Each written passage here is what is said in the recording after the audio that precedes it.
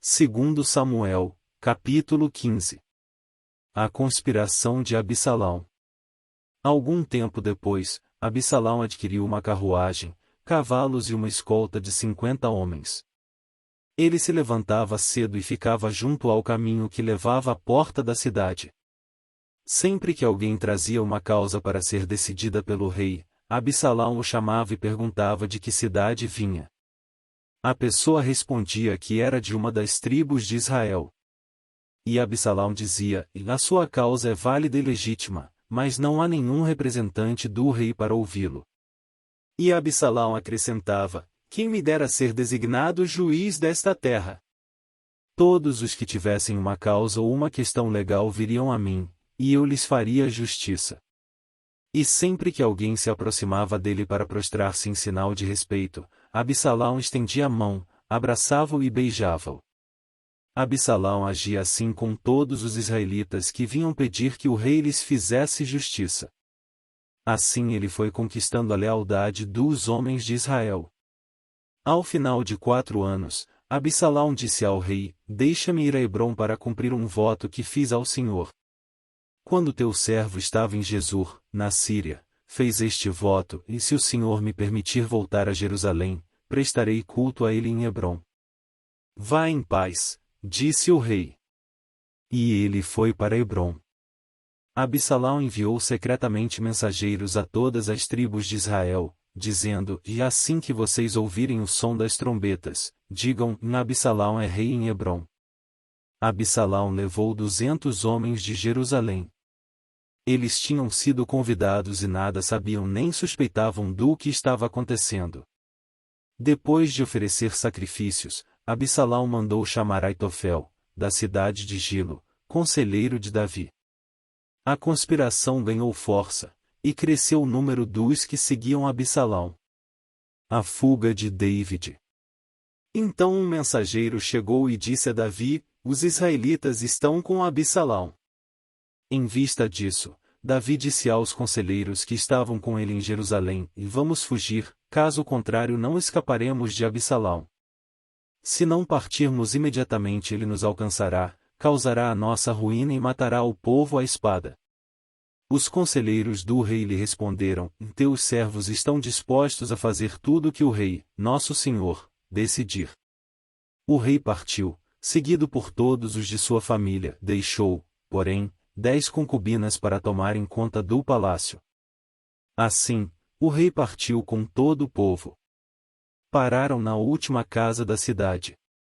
E todos os seus soldados marcharam, passando por ele, e todos os queretitas e peletitas, e os 600 giteus que o acompanhavam desde Gate. O rei disse então a Itai, de Gate: por que você está indo conosco? Volte e fique com o novo rei, pois você é estrangeiro, um exilado de sua terra. Faz pouco tempo que você chegou. Como eu poderia fazê-lo acompanhar-me? Volte e leve consigo os seus irmãos. Que o Senhor o trate com bondade e fidelidade. Itai, contudo, respondeu ao rei: juro pelo nome do Senhor e por tua vida que, onde quer que o rei, meu senhor, esteja, ali estará o teu servo, para viver ou para morrer. Então Davi disse a Itai: está bem, pode ir adiante. E Itai, o giteu, marchou, com todos os seus soldados e com as famílias que estavam com ele. Todo o povo do lugar chorava em alta voz enquanto o exército passava. O rei atravessou o vale do Cedron e todo o povo foi com ele em direção ao deserto.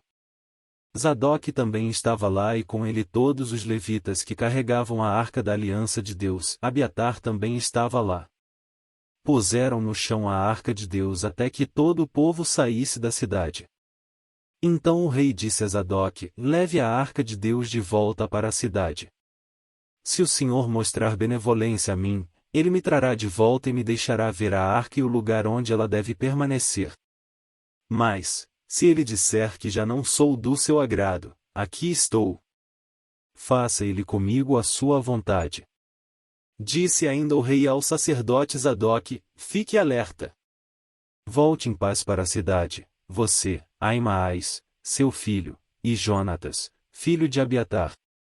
Pelos desfiladeiros do deserto ficarei esperando notícias de vocês. Então Zadok e Abiatar levaram a arca de Deus de volta para Jerusalém e lá permaneceram. Davi, porém, continuou subindo o Monte das Oliveiras, caminhando e chorando, com a cabeça coberta e os pés descalços. E todos os que iam com ele também tinham a cabeça coberta e subiam chorando.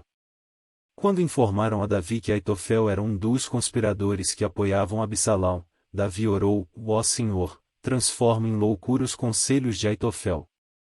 Quando Davi chegou ao alto do monte, ao lugar onde o povo costumava adorar a Deus, veio ao seu encontro o arquita Uzai, com a roupa rasgada e com terra sobre a cabeça.